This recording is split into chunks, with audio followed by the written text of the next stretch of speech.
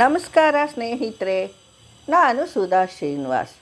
ವಸುಧಾರಿ ವಾಹಿನಿಗೆ ಸುಸ್ವಾಗತ.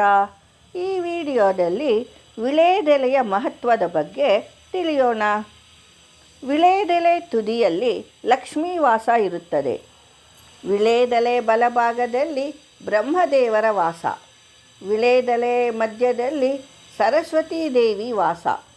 ವಿಳೆದೆಲೆ ಎಡಭಾಗದಲ್ಲಿ ಪಾರ್ವತೀ ದೇವಿ ವಾಸ.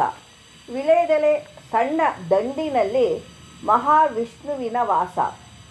ವಿಳೆದೆಲೆ ಹಿಂಭಾಗದಲ್ಲಿ ಚಂದ್ರದೇವತೆ ವಾಸ. ವಿಳೆದೆಲೆಯ ಎಲ್ಲ ಮೂಲೆಗಳಲ್ಲಿ ಪರಮೇಶ್ವರನ ವಾಸ. ವಿಳೆದೆಲೆ ತೊಟ್ಟಿನಲ್ಲಿ ಅಹಂಕಾರ ದೇವತೆ ಹಾಗೂ ದಾರಿದ್ರ್ಯ ಲಕ್ಷ್ಮಿ ಇರುತ್ತಾರೆ. ಆದುದರಿಂದ ವಿಳೆದೆಲೆ ಹಾಕಿಕೊಳ್ಳುವವರು ತೊಟ್ಟನ್ನು ಮುರಿದು ಹಾಕುತ್ತಾರೆ.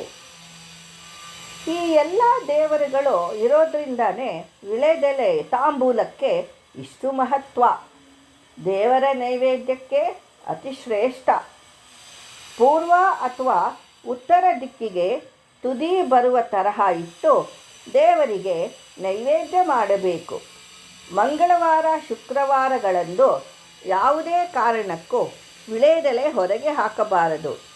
ಹಸಿರಾಗಿರುವ ಮತ್ತು ಹಸ್ತದ ಆಕಾರ ಇರುವ ವಿಳೆದೆಲೆ ನೈವೇದ್ಯ ಮಾಡಬೇಕು ಮತ್ತು ಇತರರಿಗೆ ತಾಂಬೂಲ ಕೊಡಬೇಕು.